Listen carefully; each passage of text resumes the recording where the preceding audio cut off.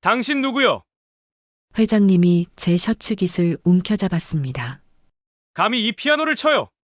24해 동안 아무도 건드리지 않은 내 아들의 피아노를요. 죄송합니다. 회장님이 저를 밀쳤습니다. 분명 무슨 목적이 있는 거예요. 정만수가 소리쳤습니다. 당장 나가요. 이 집에서요. 강혜진 여사가 무너져 내렸습니다. 하미나, 하미나. 여사는 잃어버린 아들 이름을 불렀습니다. 눈물이 떨어졌습니다. 변명할 수 없었습니다. 하지만 그들은 몰랐습니다. 제 손이 왜 그 곡을 쳤는지를, 이 이야기가 어떻게 끝날지를. 지금 구독과 좋아요를 눌러주세요. 반전이 기다립니다. 안녕하세요.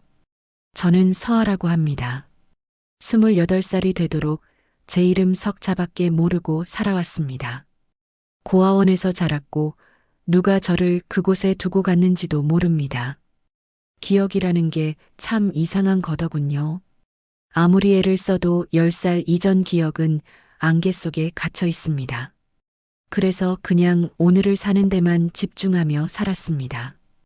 운전기사 일은 제법 오래 했습니다. 말수가 적고 조용한 성격이 이 일에 잘 맞았거든요. 그런데 오늘 새로운 직장으로 첫 출근을 하면서 이상한 느낌이 들기 시작했습니다. 서준 회장의 저택은 제가 상상했던 것보다 훨씬 컸습니다. 높은 대문을 지나 완만한 경사의 차도를 따라 올라가니 유럽풍 석조 건물이 나타났습니다. 정원수들이 단정하게 다듬어져 있었고 분수대에서는 물줄기가 햇살을 받아 반짝였습니다. 현관문을 열고 들어서자 대리석 바닥이 발소리를 은은하게 울렸습니다. 천장이 높고 넓은 거실 그 한가운데에 검은 그랜드 피아노가 놓여 있었습니다. 그 순간 발이 멈춰졌습니다. 가슴 깊은 곳에서 무언가가 쿵하고 울렸습니다. 피아노를 본 적이 있나 싶었지만 기억이 나지 않았습니다. 그런데 이상하게 시선을 뗄 수가 없었습니다. 마치 오랜 친구를 만난 것처럼, 아니 그보다 더 강렬한 무언가가 저를 끌어당겼습니다. 서아 씨, 이쪽으로 오세요. 중년의 가정부가 제 이름을 불렀습니다. 저는 황급히 시선을 거두고 그분을 따라갔습니다. 저기, 피아노가 참 멋있네요. 무심코 말이 나왔습니다. 가정부는 잠시 피아노를 바라보더니 낮은 목소리로 말했습니다. 저 피아노는 이 집에서 가장 소중한 물건이에요. 그런데 이상하게도 아무도 건드리지 않으시죠? 회장님도 부인도 따님도요. 왜요? 글쎄요. 제가 알 바는 아니지만요. 가정부의 표정이 조심스러워졌습니다. 더 이상 묻지 말라는 신호였습니다. 회장님을 처음 뵌 건 서재에서였습니다. 60대 중반쯤 되어 보이는 서준 회장은 단정한 정장 차림으로 책상에 앉아 계셨습니다. 그분은 제가 들어서자 천천히 고개를 들었습니다. 그리고 멈췄습니다. 회장님의 시선이 제 얼굴에 고정됐습니다. 아주 짧은 순간이었지만 분명히 느껴졌습니다. 뭔가 놀란 듯한, 아니 충격받은 듯한 표정이었습니다. 곧 회장님은 애써 침착함을 되찾으며 자리에서 일어났습니다. 서아 씨죠. 오늘부터 잘 부탁합니다. 예, 회장님. 최선을 다하겠습니다. 그런데 회장님의 시선이 자꾸 흔들렸습니다. 제 얼굴을 보다가 문밖 거실 쪽을, 그러니까 피아노가 있는 방향을 바라보곤 했습니다. 마치 무언가를 확인하려는 듯한 눈빛이었습니다. 혹시 피아노를 칠 줄 아나요? 갑작스러운 질문이었습니다. 아니요. 배운 적이 없습니다. 그렇군요. 회장님은 잠시 말을 잃은 채 저를 바라봤습니다. 그 눈빛 속에는 슬픔 같은 것이 어려 있었습니다. 곧 회장님은 자리에 앉으며 업무 설명을 시작했습니다. 그런데 내내 뭔가 마음에 걸린다는 표정이었습니다. 저녁 무렵 회장님 가족들이 모두 모이는 시간이 있었습니다. 부인인 강혜진 여사와 따님 서윤 씨를 인사드리라는 가정부의 안내를 받았습니다. 거실에 들어서자 세 사람이 소파에 앉아 있었습니다. 그런데 이상했습니다. 가족이 모여 있는데도 분위기가 무척 조용했습니다. 아니, 조용하다기보다는 긴장되어 있었습니다. 서아 씨입니다. 오늘부터 저희 집 운전을 맡아주실 분이에요. 가정부가 소개했습니다. 강혜진 여사는 우아한 미소를 지으며 고개를 끄덕였습니다. 그런데 제가 인사를 드리려는 순간 여사의 시선이 피아노 쪽으로 향했습니다. 그리고 재빨리 눈을 감았습니다. 마치 보고 싶지 않은 것을 본 듯한 반응이었습니다. 잘 부탁드려요, 서아 씨. 서윤 씨가 말했습니다. 25쯤 되어 보이는 그분은 긴 머리를 한쪽으로 넘기며 저를 바라봤습니다. 그런데 그분 눈빛에도 뭔가 복잡한 감정이 어려 있었습니다. 궁금함 같은 것, 아니면 불안함 같은 것이었습니다. 예, 잘 부탁드립니다. 저는 정중히 인사를 마치고 물러나려 했습니다. 그때였습니다. 발걸음을 옮기던 제 시선이 다시 피아노에 꽂혔습니다. 이번에는 더 강렬했습니다. 가슴속에서 무언가가 터질 듯 뛰었습니다. 손끝이 저릿했습니다. 그 검은 건반들이 저를 부르는 것만 같았습니다. 왜일까요? 처음 보는 악기인데 왜 이렇게 가슴이 아픈 걸까요? 서아 씨, 회장님의 목소리가 들렸습니다. 저는 화들짝 놀라 고개를 돌렸습니다. 내일부터 출근 시간은 아침 8시입니다. 예, 알겠습니다. 그날 밤 숙소로 돌아온 저는 잠을 이룰 수가 없었습니다. 계속해서 그 피아노가 떠올랐습니다.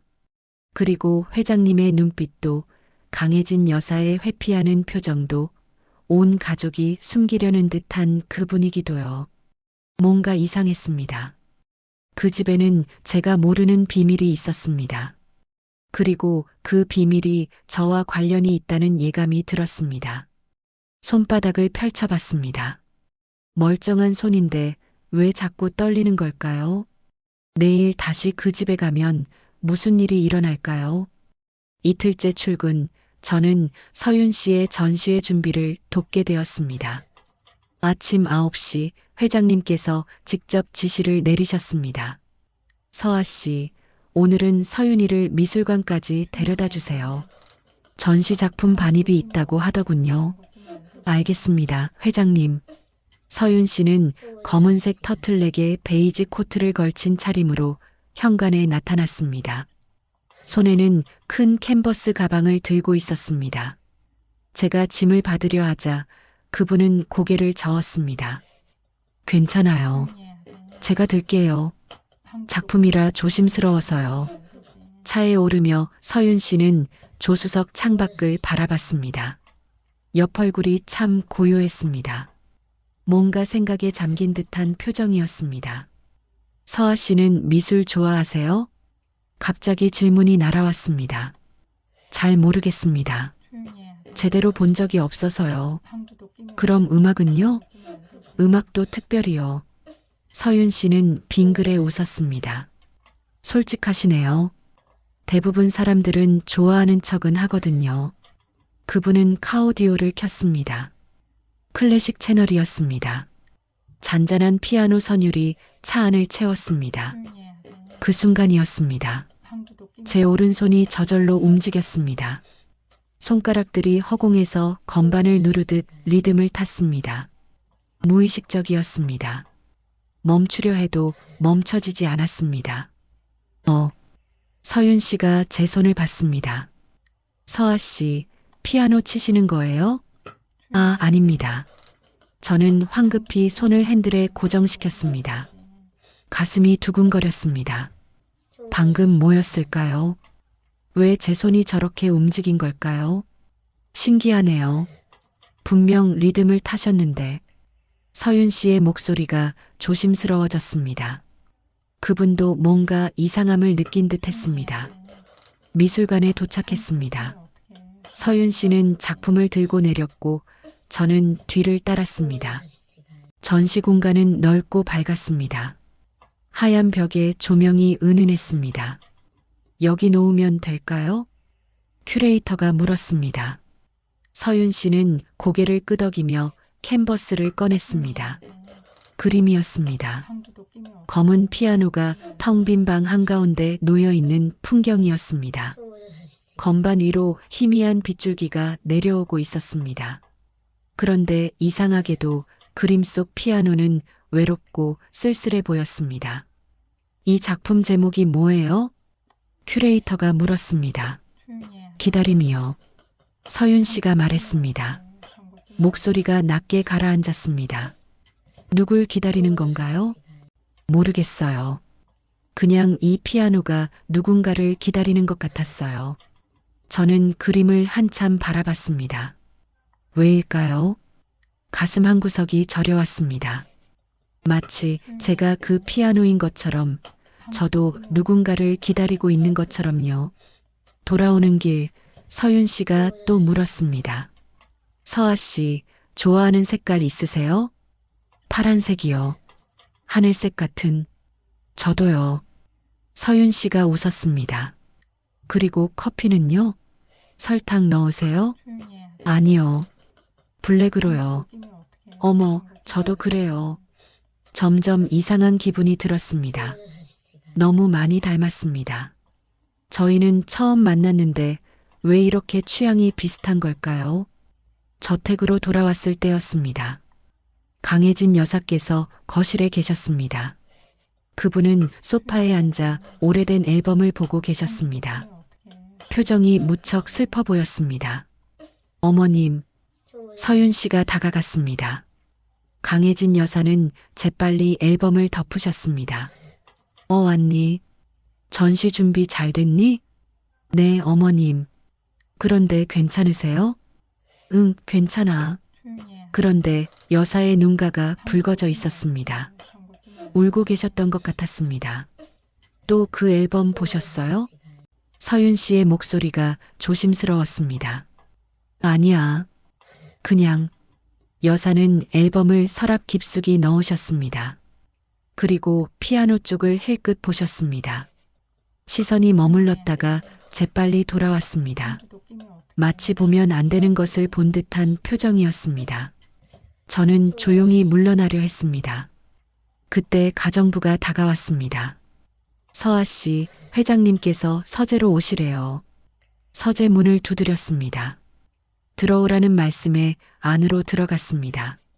서아 씨, 앉으세요. 회장님은 창밖을 바라보고 계셨습니다. 등 뒤로 석양빛이 비쳤습니다. 혹시 물어봐도 될까요? 서아 씨 부모님은 어떻게 되시나요? 모릅니다. 저는 고아원에서 자랐습니다. 그렇군요. 회장님은 긴 한숨을 내쉬셨습니다. 고아원 이름이 어디였나요? 해솔원이요. 강원도에 있었습니다. 회장님의 어깨가 미세하게 떨렸습니다. 그분은 천천히 돌아서며 저를 바라봤습니다. 눈빛이 복잡했습니다. 슬픔과 놀라움과 무언가 더 깊은 감정이 뒤섞여 있었습니다. 서아 씨, 혹시 팔에 점 같은 거 있나요? 예. 갑작스러운 질문이었습니다. 왼쪽 팔 안쪽이요. 저는 천천히 소매를 걷었습니다. 왼쪽 팔 안쪽, 손목 위로 3cm쯤 위에 작은 점이 있었습니다. 선천적인 점이었습니다. 회장님이 숨을 삼켰습니다. 그분은 책상 서랍을 열었습니다. 낡은 사진 한 장을 꺼내 제게 내밀었습니다. 사진 속에는 4, 5살쯤 되어 보이는 남자아이가 피아노 앞에 앉아 있었습니다. 환하게 웃고 있었습니다. 이 아이가 누군지 아나요? 모르겠습니다. 제 아들입니다. 하민이요. 24해 전에 잃어버렸습니다. 회장님의 목소리가 떨렸습니다. 그 아이도 왼쪽 팔 안쪽에 점이 있었습니다. 서아 씨와 똑같은 위치예요. 가슴이 철렁 내려앉았습니다. 회장님, 그게 무슨... 아니에요. 제가 너무 예민한 겁니다. 회장님은 사진을 다시 집어넣으셨습니다. 그런데 손이 떨리고 있었습니다. 오늘은 여기까지만 하죠. 수고했어요. 저는 서재를 나왔습니다.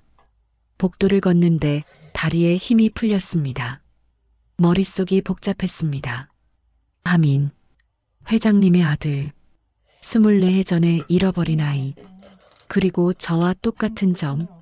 설마 그럴 리가 없습니다. 저는 거실을 지나갔습니다. 피아노가 눈에 들어왔습니다. 다시 가슴이 쿵 하고 울렸습니다. 발걸음이 저절로 그쪽으로 향했습니다. 피아노 앞에 섰습니다.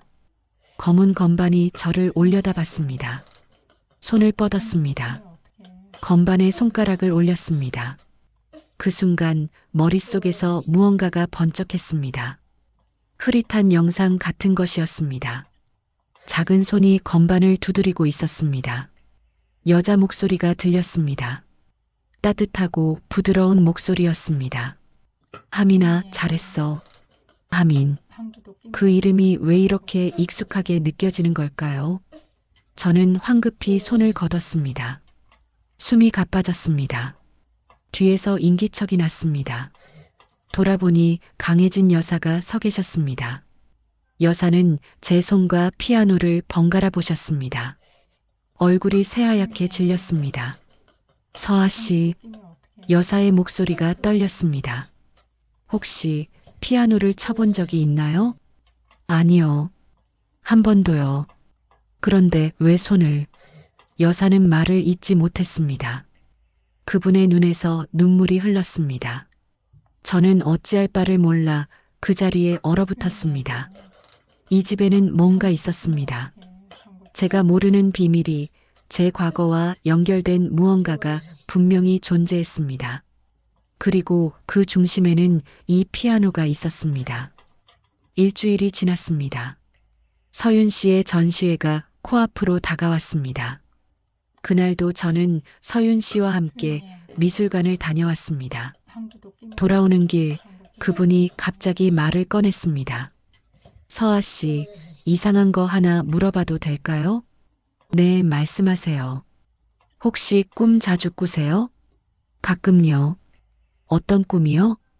저는 잠시 망설였습니다. 그런데 이상하게 말하고 싶었습니다. 피아노 앞에 누군가 앉아있는 꿈이요. 뒷모습만 보여요.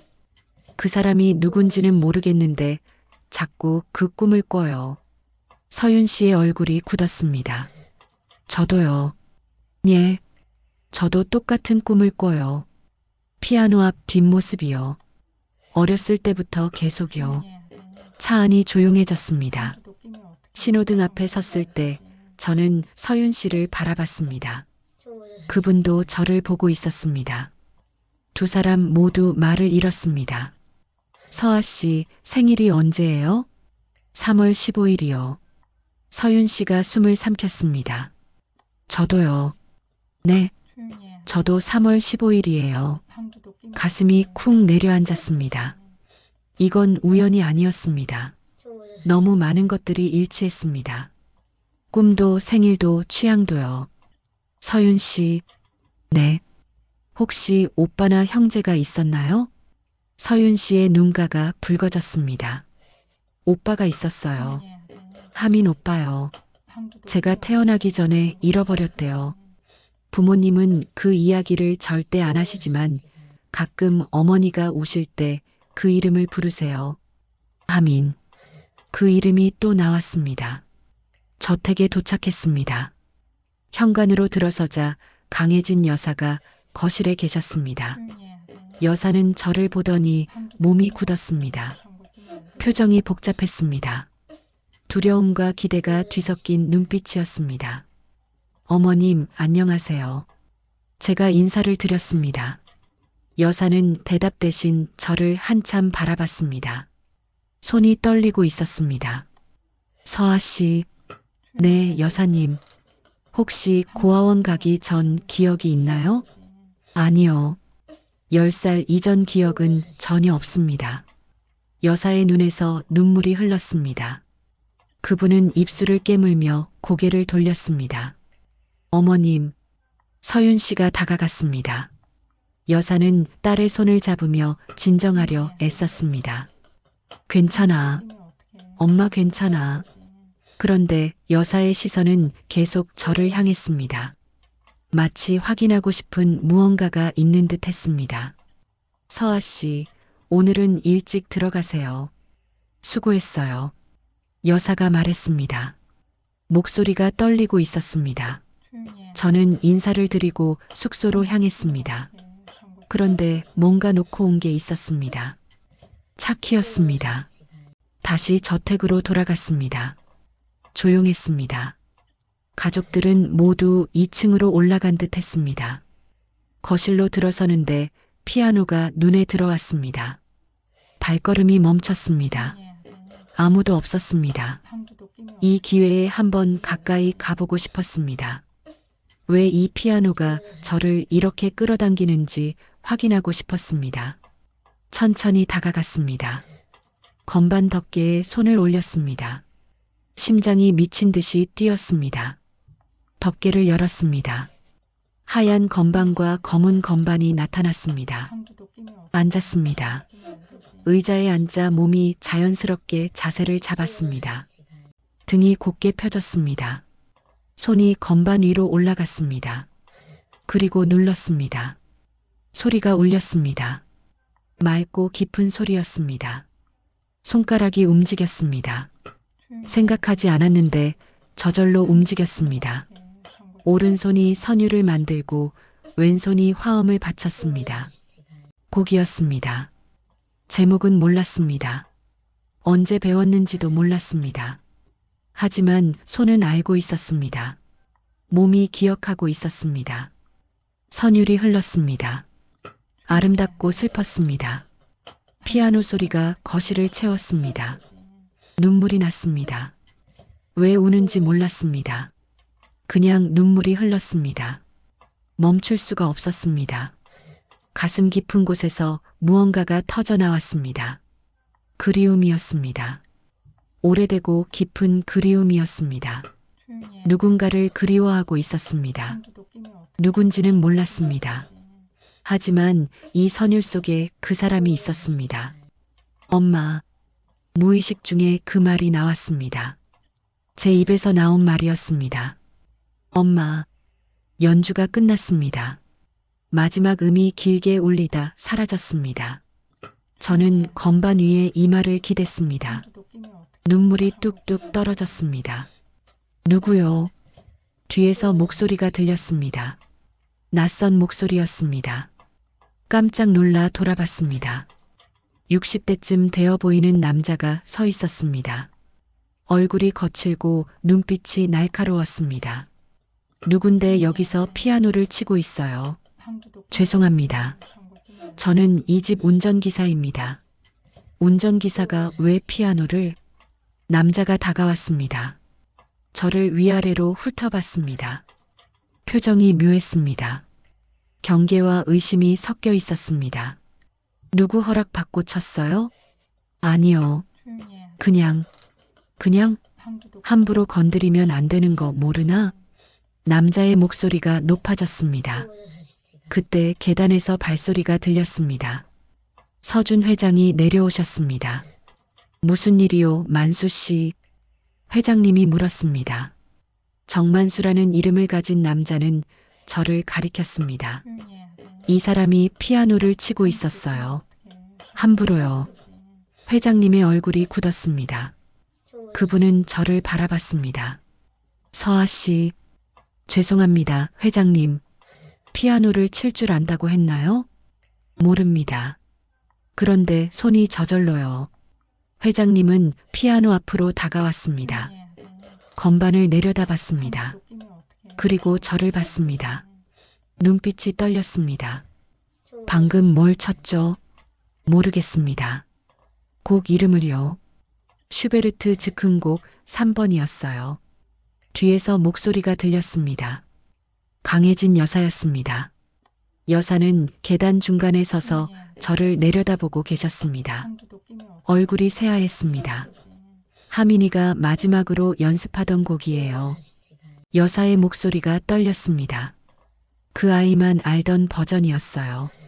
제가 가르쳐준 특별한 운지법이 있었거든요. 거실이 조용해졌습니다. 모두가 저를 바라봤습니다. 정만수가 입을 열었습니다. 이상하네요. 우연치고는요.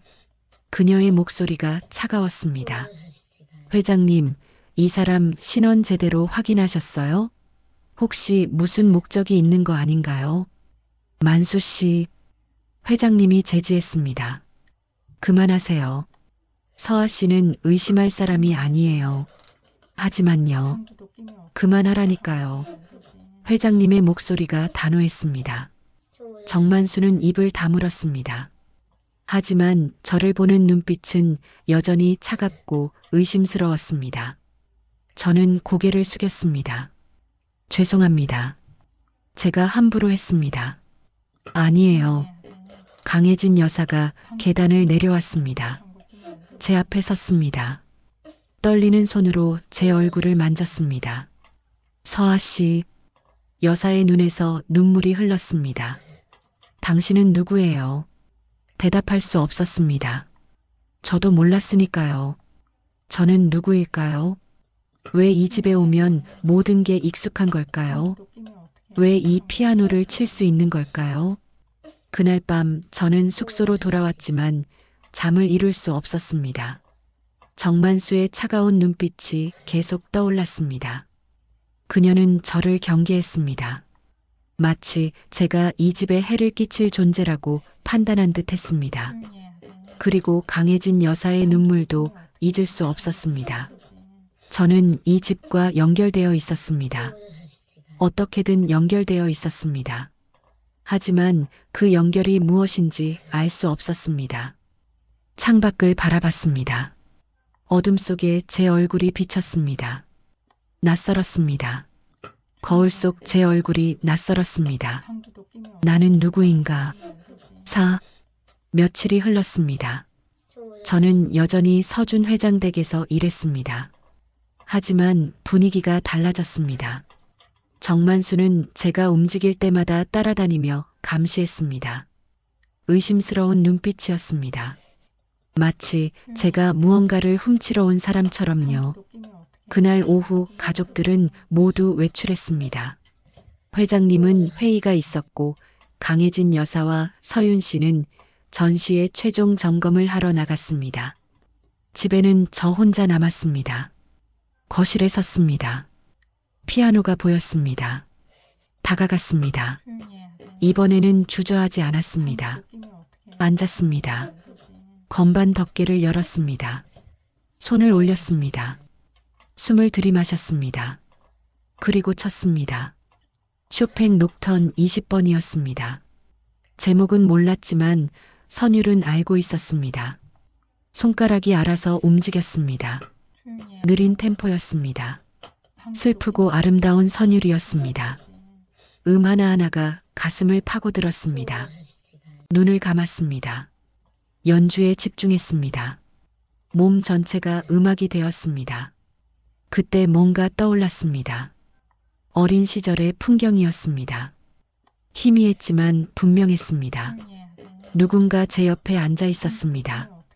따뜻한 손이 제 손을 잡고 건반을 짚어줬습니다. 하민아, 천천히. 서두르지 마. 여자 목소리였습니다. 부드럽고 다정했습니다. 엄마. 그 단어가 머릿속에서 울렸습니다. 연주가 계속됐습니다. 중간 부분으로 넘어갔습니다. 더 깊어지고 더 절절해졌습니다. 눈물이 흘렀습니다. 왜 우는지 알 수 없었지만 멈출 수 없었습니다. 하민아. 그 이름이 계속 들렸습니다. 제 이름 같았습니다. 아니, 제 이름이었던 것 같았습니다. 현관문이 열리는 소리가 들렸습니다. 연주를 멈출 수 없었습니다. 손이 계속 움직였습니다. 발소리가 들렸습니다. 여러 명이었습니다. 이게 무슨... 서준 회장의 목소리였습니다. 저는 연주를 끝냈습니다. 마지막 음이 길게 울렸습니다. 돌아봤습니다. 가족들이 거실 입구에 서 있었습니다. 셋 다 얼어붙은 표정이었습니다. 회장님은 몸을 떨고 계셨습니다. 얼굴이 창백했습니다. 주먹을 꽉 쥐고 계셨습니다. 강혜진 여사는 입을 막고 있었습니다. 눈에서 눈물이 쏟아졌습니다. 무릎이 꺾이는 듯 했습니다. 서윤 씨가 급히 부축했습니다. 어머님, 저 곡이. 여사의 목소리가 떨렸습니다. 하민이가 연습하던 곡이에요. 회장님이 성큼 다가왔습니다. 표정이 무서웠습니다. 분노와 슬픔과 혼란이 뒤섞여 있었습니다. 당신 누구요? 회장님, 누구냐고 묻잖아요. 회장님의 목소리가 높아졌습니다. 제 셔츠 깃을 움켜쥐었습니다. 대체 무슨 짓이요? 감히 이 피아노를 쳐요? 이 곡을 쳐요? 죄송합니다. 죄송하다고요? 회장님이 저를 밀쳤습니다. 저는 비틀거렸습니다. 24해 동안 아무도 건드리지 않은 피아노예요. 아무도요. 내 아들의 피아노였어요. 그런데 당신이 감히. 회장님의 눈에서 눈물이 흘렀습니다. 어떻게 칠 수 있어요? 배우지도 않았다면서요. 어떻게 하민이만 알던 곡을 쳐요. 어떻게. 모르겠습니다. 저도 모르겠습니다. 거짓말하지 마요. 회장님이 소리쳤습니다. 분명 무슨 목적이 있는 거예요. 우리 가족을 농락하려는 거죠. 상처를 파헤치려는 거죠. 아닙니다. 그럼 뭐요? 설명해봐요. 설명할 수 없었습니다. 저도 이해할 수 없었으니까요. 강혜진 여사가 소파에 주저앉았습니다. 온몸이 떨렸습니다. 흐느껴 울었습니다. 하민아, 하민아. 여사는 아들 이름을 불렀습니다. 끊임없이 불렀습니다. 어머님, 진정하세요. 서윤 씨가 어머니를 안았습니다. 그분도 울고 있었습니다. 정만수가 나타났습니다. 뒤쪽 복도에서 나온 듯 했습니다. 역시 이상하다 했어요. 그녀가 저를 가리켰습니다. 회장님, 이 사람 신원조회 다시 하세요. 분명 뭔가 있어요. 만수 씨, 아니에요. 이건 우연이 아니에요. 생김새도 피아노 실력도 모든 게 작정하고 접근한 거예요. 정만수의 목소리가 날카로웠습니다. 무슨 목적이에요? 돈이에요? 재산이에요? 뭘 노리는 거예요? 아무것도 노리지 않았습니다. 거짓말. 그녀가 제 앞으로 다가왔습니다. 당장 나가요. 이 집에서 나가란 말이에요. 만수 씨, 그만. 회장님이 말렸습니다. 하지만 힘이 없었습니다. 회장님 자신도 무너져 내리고 있었습니다. 저는 고개를 숙였습니다. 죄송합니다. 죄송하다고 다해요? 정만수가 소리쳤습니다. 이 가족이 얼마나 힘들게 살았는지 알아요? 아들을 잃고 24해를 고통 속에 살았어요. 그런데 당신이 나타나서 그 상처를 다시 헤집는 거예요. 강혜진 여사가 일어났습니다. 비틀거리며 계단으로 향했습니다. 어머님, 서윤 씨가 따라갔습니다. 두 사람은 2층으로 올라갔습니다. 여사의 흐느끼는 소리가 들렸습니다. 거실에는 회장님과 정만수와 저만 남았습니다. 회장님은 피아노를 바라봤습니다. 손으로 뚜껑을 쓰다듬었습니다. 그리고 건반 덮개를 천천히 닫았습니다. 서아 씨, 네, 회장님. 당분간 출근하지 마세요. 가슴이 철렁했습니다. 회장님, 제발 부탁이에요. 우리 가족 좀 내버려둬요. 회장님의 목소리가 떨렸습니다. 그분도 울고 계셨습니다. 저는 아무 말도 할 수 없었습니다. 그날 밤 숙소로 돌아왔습니다. 방 안은 어두웠습니다. 불을 켜지 않았습니다. 그냥 어둠 속에 앉아 있었습니다. 무력했습니다. 아무것도 할 수 없었습니다. 저는 누구일까요? 왜 그 집에 가면 모든 게 익숙한 걸까요? 왜 피아노를 칠 수 있는 걸까요? 왜 하민이라는 이름이 제 이름처럼 느껴지는 걸까요? 거울을 봤습니다. 어둠 속에서 희미하게 보이는 제 얼굴이었습니다. 눈빛이 달라져 있었습니다. 방황하던 눈이 아니었습니다. 이제는 뭔가 결심한 듯한 눈빛이었습니다. 알아야 했습니다. 진실을 알아야 했습니다. 제가 누구인지, 왜 이런 일이 벌어지는지 반드시 밝혀내야 했습니다. 그래야 이 가족도 저도 자유로워질 수 있을 것 같았습니다. 일어섰습니다. 창밖을 봤습니다. 내일부터 시작하겠습니다. 제 과거를 찾는 일을요. 반드시 진실을 찾아내겠습니다. 일주일이 지났습니다. 저는 출근하지 않았습니다. 회장님의 말씀을 따랐습니다. 그날 오후 전화가 왔습니다. 서윤 씨였습니다. 서아 씨 만날 수 있을까요? 목소리가 떨리고 있었습니다. 카페에서 만났습니다. 서윤 씨는 창가 자리에 앉아 계셨습니다. 얼굴이 상해 있었습니다. 부모님께 물었어요. 모든 걸요. 서윤 씨가 말했습니다. 저한테 오빠가 있었대요. 쌍둥이 오빠요. 숨이 멎었습니다. 24해 전이에요. 놀이공원에서 잃어버렸대요. 단 5초요. 엄마가 동생인 제 신발을 고쳐 신기는 동안 오빠가 사라졌대요. 서윤 씨의 눈에서 눈물이 흘렀습니다. 경찰이 수소문했지만 찾지 못했대요.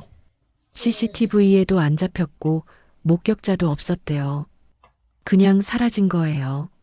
제 손이 떨렸습니다. 오빠 이름이 하민이었어요. 서하민이요.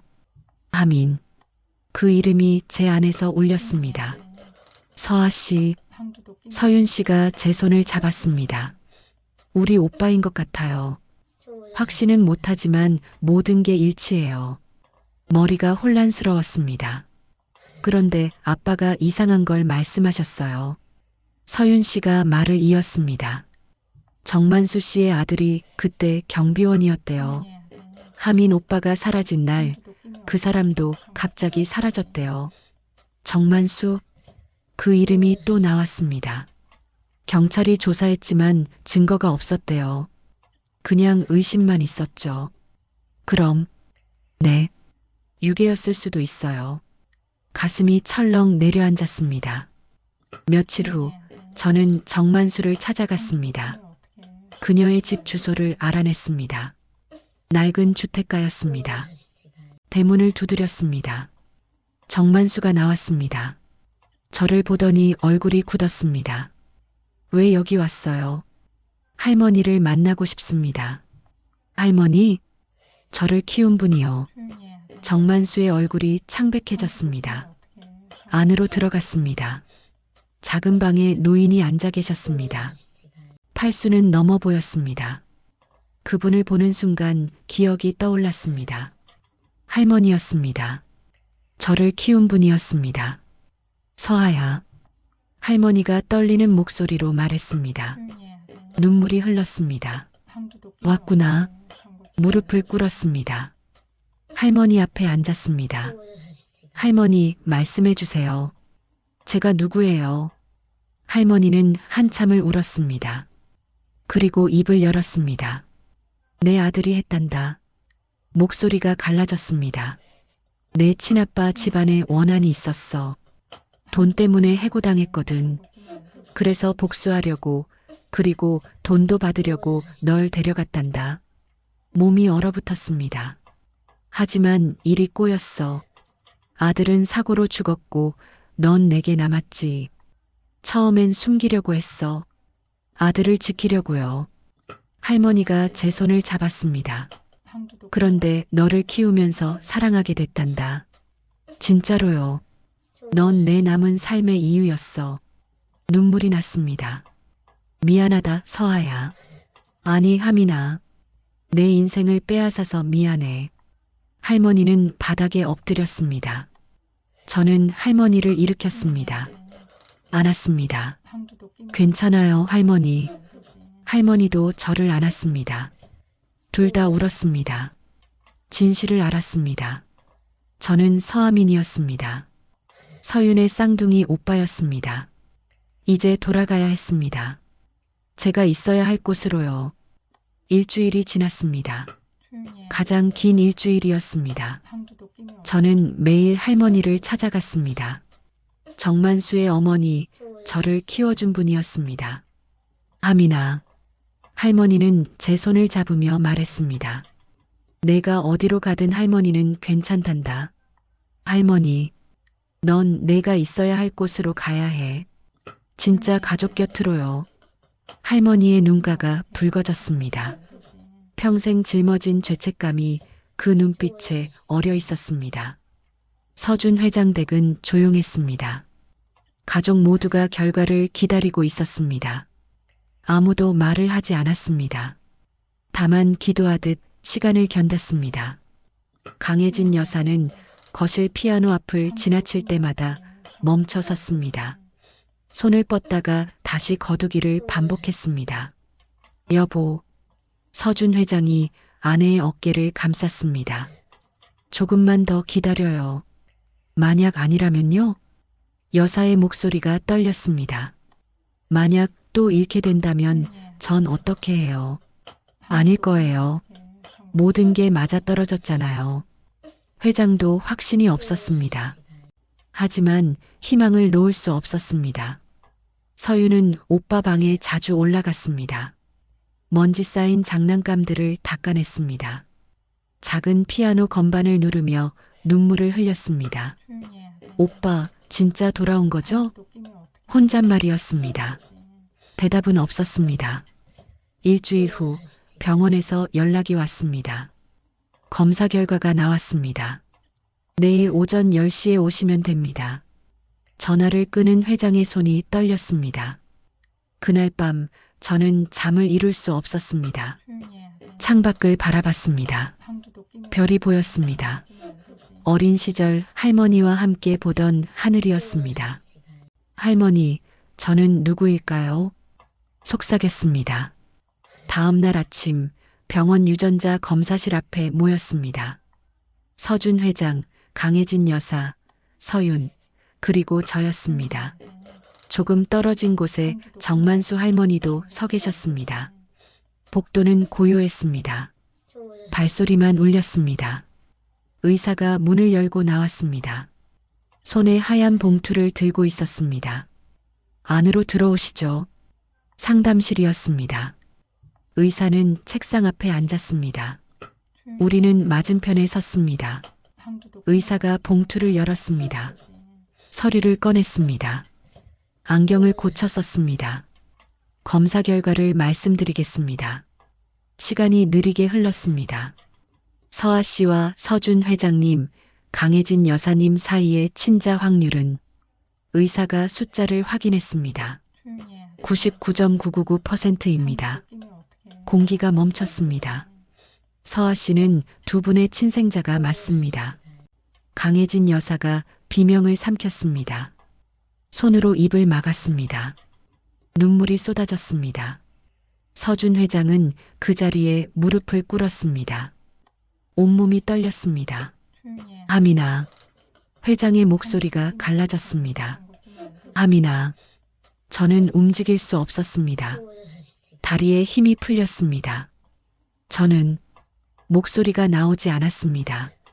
저는 여기가 제 자리가 아닐 줄 알았습니다. 눈물이 흘렀습니다. 멈출 수 없었습니다. 28회 동안 제 자리를 몰랐습니다.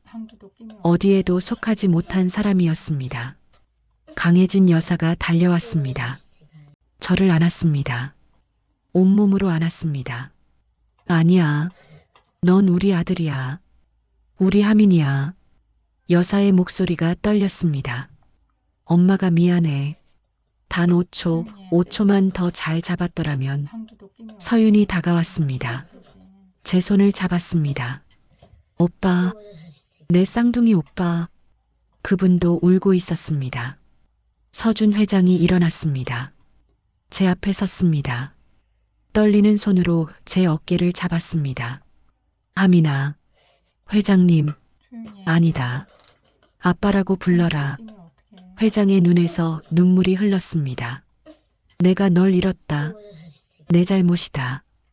회장이 다시 무릎을 꿇었습니다. 제 손을 잡았습니다.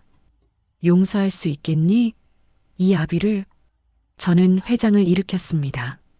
안았습니다. 아버지, 그 단어가 입 밖으로 나왔습니다. 처음 해보는 말이었습니다. 아버지, 회장이 저를 꽉 안았습니다. 24해의 그리움이 그 품에 담겼습니다. 상담실 방, 정만수 할머니가 서 계셨습니다. 저는 할머니에게 갔습니다. 강혜진 여사도 함께였습니다. 할머니가 여사 앞에 무릎을 꿇으려 했습니다. 여사가 급히 말렸습니다. 아니에요. 여사가 할머니의 손을 잡았습니다. 고맙습니다. 여사님, 제 아들을 살려주셔서요. 키워주셔서요. 할머니의 얼굴이 일그러졌습니다. 죄송합니다. 제 아들이 저지른 일을 알아요. 그래도 당신은 하민이를 사랑으로 키우셨어요. 두 어머니가 마주봤습니다.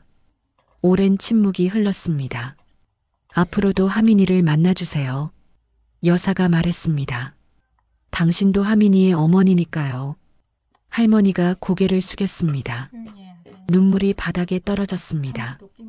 그날 오후 우리는 집으로 돌아왔습니다. 저택 거실에 섰습니다. 피아노가 보였습니다. 강혜진 여사가 피아노 앞으로 걸어갔습니다. 천천히 조심스럽게요. 손을 뻗었습니다. 건반 덮개에 올렸습니다. 24해였어요. 여사가 말했습니다. 24해 동안 이 덮개를 열지 못했어요. 손이 떨렸습니다. 하민이가 마지막으로 친 날 이후로요. 저는 어머니 옆에 섰습니다. 어머니의 손을 잡았습니다. 같이 열어요, 어머니. 하민아. 우리는 함께 덮개를 들어 올렸습니다. 건반이 나타났습니다. 하얗고 검은 건반이었습니다. 앉아라. 아버지가 말했습니다. 내 자리다. 저는 앉았습니다. 의자가 익숙했습니다. 높이가 딱 맞았습니다. 손을 올렸습니다. 건반 위에요. 눌렀습니다. 쇼팽 녹턴 20번이 흘렀습니다. 이번에는 슬프지 않았습니다. 이번에는 아프지 않았습니다. 연주는 기쁨이었습니다. 돌아옴의 선율이었습니다. 가족이 뒤에서 지켜봤습니다. 모두 울고 있었습니다. 행복한 눈물이었습니다. 마지막 음이 울렸습니다. 길게 아름답게요. 돌아봤습니다. 엄마, 아빠, 유나. 제 가족이었습니다. 하민이가 집에 왔어요. 24해의 기다림이 끝났습니다. 잃어버린 아들이 돌아왔습니다. 며칠 후 저는 정만수를 찾아갔습니다. 그녀는 작은 여인 숙에 숨어 있었습니다. 경찰에 신고가 들어간 상태였습니다. 하지만 저는 그 전에 만나야 했습니다. 방문을 두드렸습니다. 누구요? 경계하는 목소리였습니다. 저예요. 서아입니다. 문이 열렸습니다. 정만수는 초췌했습니다. 며칠 안 씻은 듯 얼굴이 거칠었습니다. 눈빛은 흔들렸습니다. 왜 왔어요? 이야기하러 왔습니다. 더 이상 할 말 없어요. 그녀가 문을 닫으려 했습니다. 저는 문을 잡았습니다. 도망치지 마세요. 뭐? 도망쳐봤자 끝나지 않아요. 저도 정만수 씨도요. 정만수의 손이 떨렸습니다. 안으로 들어갔습니다. 좁은 방이었습니다. 침대 하나, 낡은 책상 하나가 전부였습니다. 창가에 섰습니다. 밖을 봤습니다. 회색 하늘이었습니다. 할머니 만났어요. 제가 말했습니다. 모든 걸 들었어요. 정만수는 대답하지 않았습니다. 침대 끝에 앉았습니다. 고개를 숙였습니다. 제 형이 저지른 일이에요. 그녀가 낮게 말했습니다. 회장 집안에서 일하다가 억울하게 해고당했죠. 횡령 누명을 썼어요. 진짜 범인은 따로 있었는데요. 목소리가 떨렸습니다. 형은 복수하고 싶었어요. 그래서 그날 놀이공원에서 당신을 데려갔어요. 그리고 죽었다고 들었어요. 네. 교통사고였어요. 당신을 데리고 도망가다가요. 정만수가 얼굴을 감쌌습니다. 어머니는 형의 죄를 덮으려 했어요. 당신을 숨겼죠. 고아원에 맡기고요. 해소로네요. 네. 거기서 당신은 새 이름을 받았어요. 서하로요. 침묵이 흘렀습니다. 저는 알고 있었어요. 정만수가 고백했습니다. 형이 죽기 전에 다 털어놨거든요. 하지만 말하지 못했어요. 어머니가 무너질까 봐요. 그래서 회장님 댁에 다시 들어가신 거군요. 네. 당신을 지켜보려고요. 혹시 진실이 밝혀질까 봐 감시하려고요. 정만수가 저를 봤습니다. 눈빛이 복잡했습니다. 미안합니다. 알아요. 저는 창가에서 돌아섰습니다. 하지만 저는 선택하겠어요. 뭐요? 죄도요, 사랑도요. 정만수의 얼굴이 일그러졌습니다. 할머니의 사랑은 진짜였어요. 그분은 저를 진심으로 키우셨어요. 그래도 시작은 죄였어요. 알아요. 하지만 끝은 사랑이었어요. 저는 정만수 앞에 섰습니다. 그 사랑을 부정하지 않을 거예요. 할머니가 제게 준 28배를요. 그럼. 하지만 진실도 밝혀져야 해요. 정만수 씨 자수하세요. 정만수가 고개를 들었습니다. 경찰이 올 거예요. 곧요. 밖에서 사이렌 소리가 들렸습니다. 점점 가까워졌습니다. 정만수는 웃었습니다. 쓸쓸한 미소였습니다.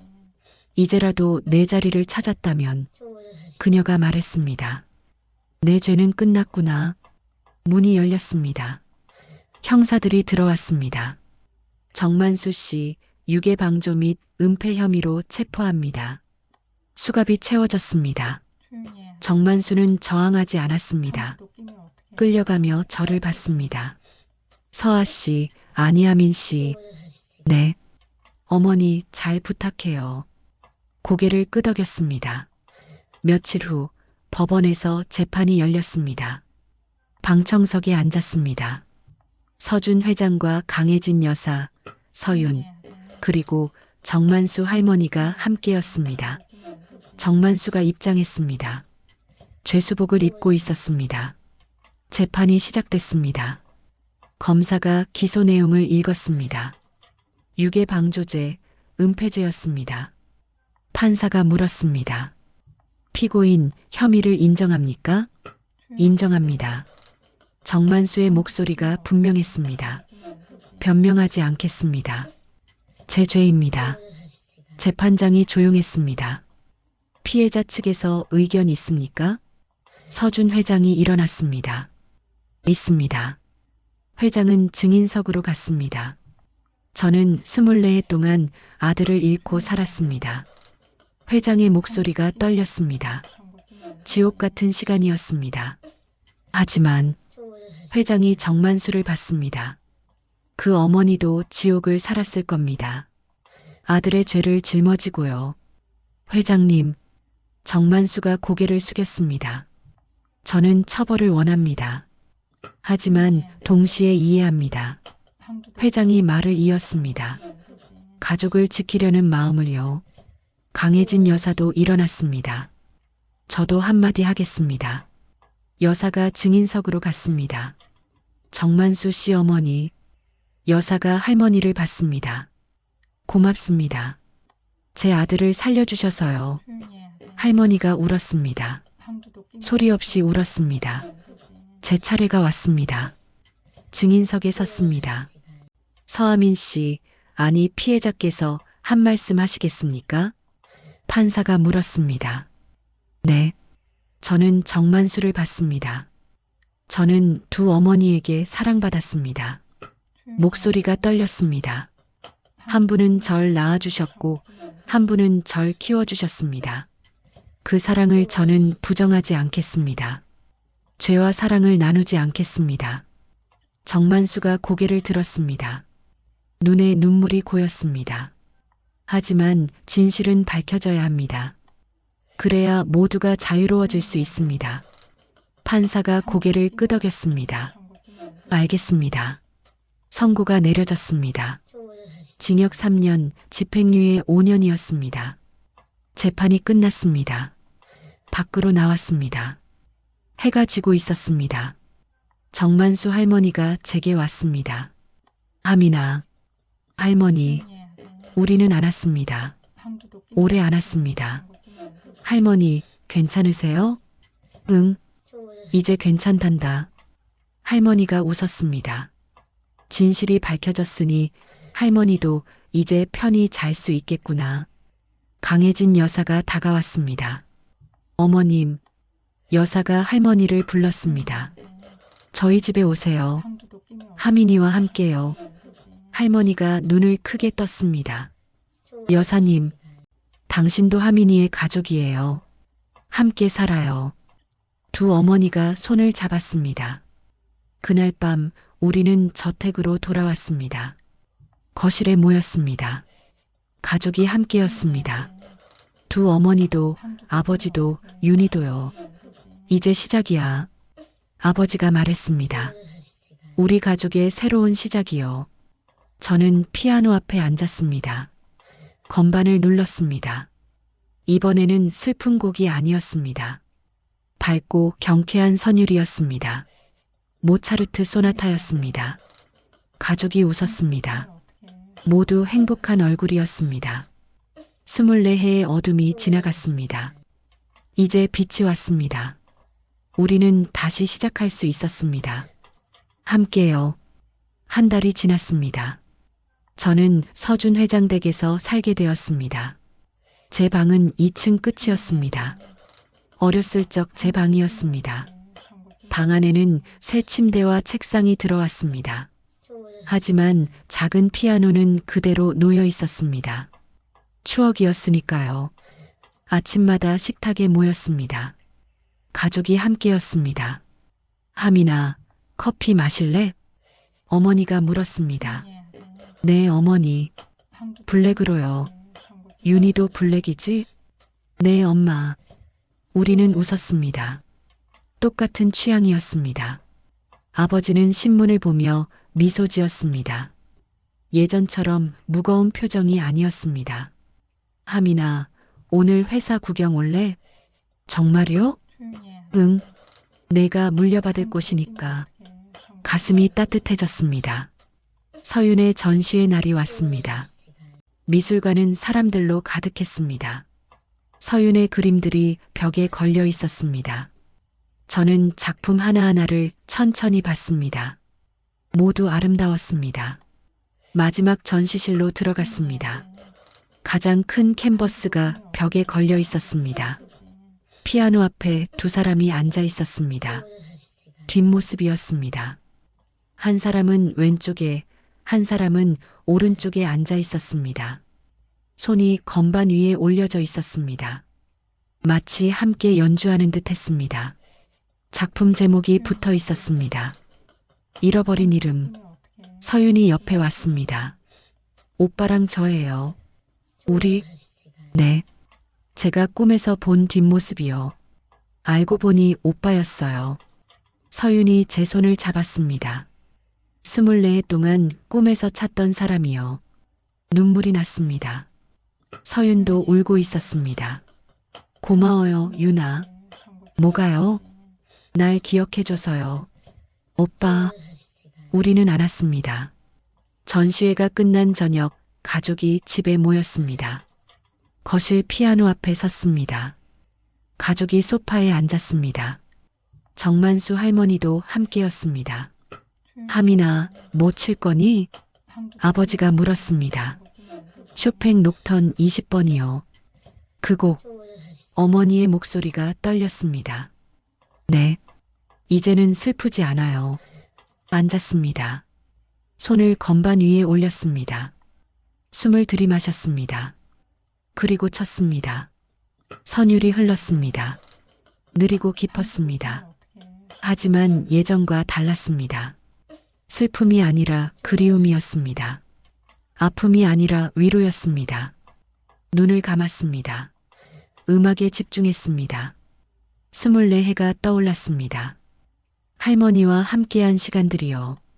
고아원에서 혼자 보낸 밤들이요. 제 자리를 찾지 못해 헤매던 날들이요. 하지만 이제는 알았습니다. 그 시간들도 제 삶이었다는 걸요. 의미 있는 시간이었다는 걸요. 중간 부분으로 넘어갔습니다. 선율이 깊어졌습니다. 가족과 함께한 한 달이 떠올랐습니다. 아침 식탁의 따뜻함이요. 아버지의 미소요. 어머니의 손길이요. 윤희의 웃음이요. 그리고 두 어머니가 손을 잡던 순간도요. 마지막 부분이었습니다. 음들이 천천히 사라졌습니다. 마지막 음을 쳤습니다. 길게 울렸습니다. 그리고 조용해졌습니다. 눈을 떴습니다. 가족이 울고 있었습니다. 모두 눈물을 흘리고 있었습니다. 서윤이 일어나 다가왔습니다. 제 옆에 섰습니다. 오빠, 응, 돌아와줘서 고마워. 서윤이 제 어깨에 기댔습니다. 고마워. 어머니가 다가왔습니다. 우리를 안았습니다. 아버지도 왔습니다. 네 사람이 하나가 되었습니다. 우리 가족이야.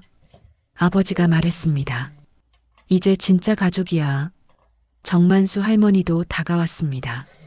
저는 할머니의 손을 잡았습니다. 할머니도 가족이에요. 할머니가 웃었습니다. 따뜻한 미소였습니다. 그날 밤 창밖을 봤습니다. 별이 빛났습니다. 28회를 살았습니다. 24회는 잃어버린 채로요. 하지만 이제 찾았습니다. 제 이름을요. 제 자리를요. 제 가족을요. 인생은 때로 우리를 잃어버리게 합니다. 하지만 결국 제자리로 돌아오게 합니다. 포기하지 않는다면요.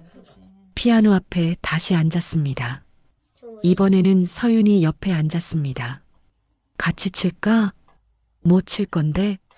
내가 좋아하는 거. 그럼 트로이메라이요. 우리는 함께 쳤습니다.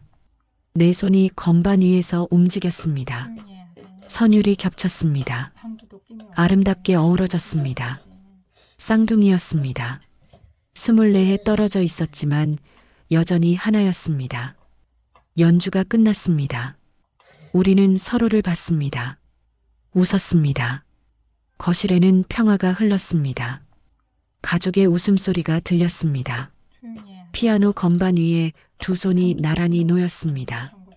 형제의 손이었습니다. 잃어버렸던 것을 찾았습니다. 그리고 새로운 삶이 시작되었습니다. 함께요.